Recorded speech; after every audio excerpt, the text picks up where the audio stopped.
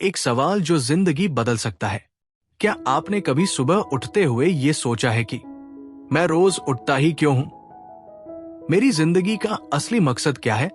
अगर पैसा, नौकरी, रिश्ते सब होते हुए भी दिल के अंदर कहीं खालीपन सा महसूस होता है, तो यकीन मानिए आप अकेले नहीं हैं। जापान में एक छोटा सा शब्द है, इकिगाई। कहा जाता है यही वो वजह है जिसकी वजह से लोग हर सुबह खुशी खुशी बिस्तर छोड़ते हैं। आज की इस वीडियो में हम बात करेंगे उसी इकिगाई की। एक ऐसी सोच, एक ऐसा तरीका जो आपकी जिंदगी को ज्यादा खुश, शांत और मीनिंगफुल बना सकता है।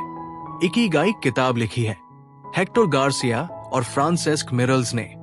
इन दोनों लेखकों ने जापान के सबसे लंबे समय तक जीने वाले लोगों के इलाके ओकिनावा, ओकिनवा पर गहराई से रिसर्च की। उन्होंने देखा कि यहां के लोग न सिर्फ लंबी उम्र जीते हैं, बल्कि आखिरी उम्र तक खुश, एक्टिव और पर्पस के साथ जीते हैं। उनसे जब पूछा गया, आपकी लंबी और खुश जिंदगी का राज क्या है, तो जवाब था इकिगाई। इकिगाई क्या है? इकिगाई का मतलब है आपके जीने की वजह, वो एक चीज जिसके बारे में सोचकर आपको लगता है, हां, यही मैं करना चाहता हूं। इकिगाई कोई बड़ी चीज होना जरूरी नहीं।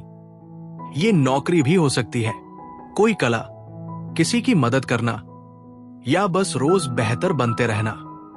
किताब के अनुसार हर इंसान के अंदर पहले से ही उसका इकिगाई छुपा होता है, बस हमें उसे पहचानना होता है। इकिगाई के 4 सर्कल, द इकिगाई फ्रेमवर्क। किताब में इकिगाई को 4 सवालों के जरिए समझाया गया है। 1, आपको क्या पसंद है?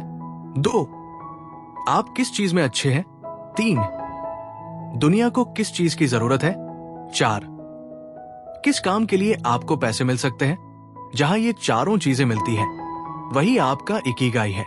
लेकिन ध्यान देने वाली बात यह है, इकिगाई सिर्फ पैसा कमाने का तरीका नहीं है।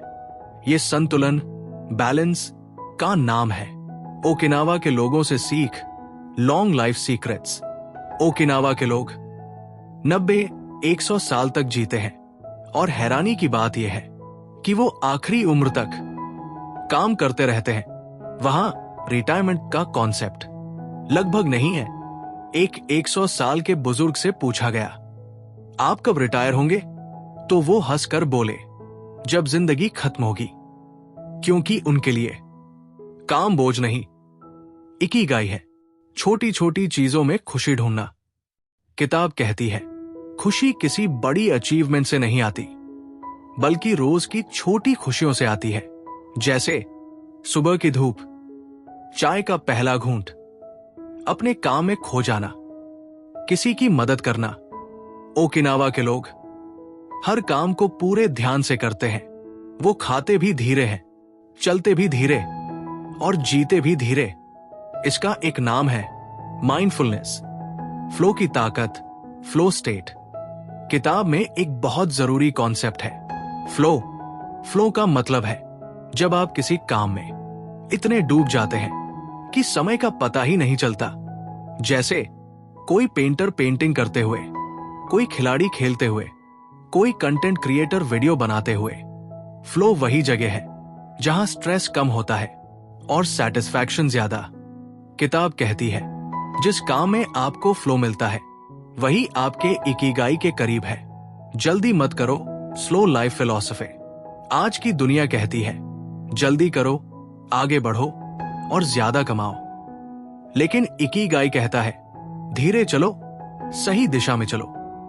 ओकिनावा के लोग जल्दी नहीं खाते, ज्यादा नहीं खाते और बिना वजह दौड़ते नहीं। उनका एक नियम है, हारा हाचीबू, मतलब पेट का सिर्फ 80% भरो। ये फिलॉसफी सिर्फ खाने में नहीं, जिंदगी में भी लागू होती है। रिश्तों की ताकत, सोशल कनेक्शन।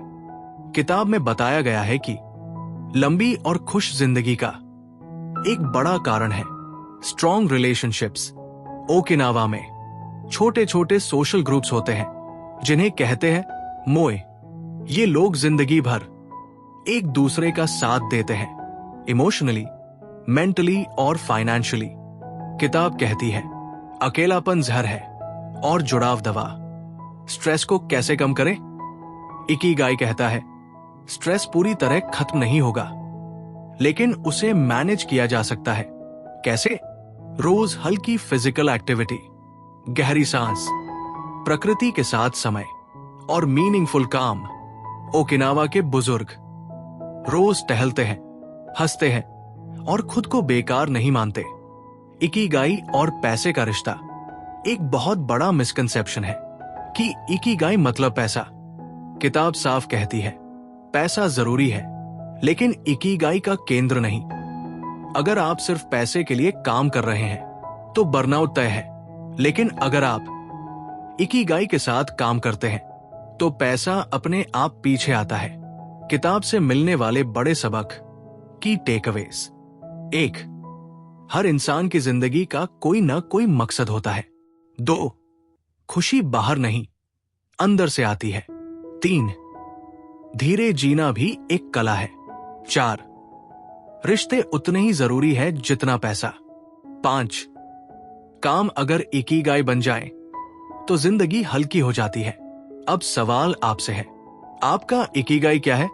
क्या आप वो काम कर रहे हैं जिसमें आपको खुशी मिलती है, या सिर्फ जिंदगी काट रहे हैं? याद रखिए, इकिगाई कोई मंजिल नहीं, एक सफर है। हर दिन थोड़ा बेहतर बनने का, हर दिन मीनिंग ढूंढने का। अगर आज आप ये सवाल पूछ रहे हैं, मैं क्यों जी रहा हूं, तो यही सवाल आपको आपकी इकिगाई तक ले जाएगा। अगर आपको ये वीडियो पसंद आई हो तो लाइक जरूर करें। ऐसी ही डीप और लाइफ चेंजिंग बुक समरीज के लिए चैनल को सब्सक्राइब करें और कमेंट में जरूर बताइए आपके हिसाब से आपका इकिगाई क्या हो सकता है। वीडियो शेयर करना न भूलें, क्योंकि शायद किसी और को भी अपने इकिगाई की जरूरत हो।